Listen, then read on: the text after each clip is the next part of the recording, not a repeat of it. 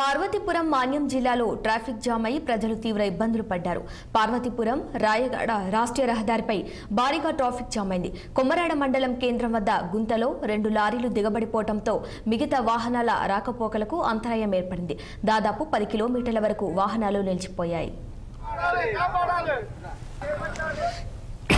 కొమరాడ మండల కేంద్రానికి 600 మీటర్ల దూరం నుండి ఈశ్వర ఆలయం వద్ద గడిచిన 2.5 సంవత్సరాలుగా గత ప్రభుత్వంలో పాలకులు చెప్పాము, రోడ్ల పనుల శాఖ అధికారులు చెప్పాము, కనీసం పట్టించుకోలేదు.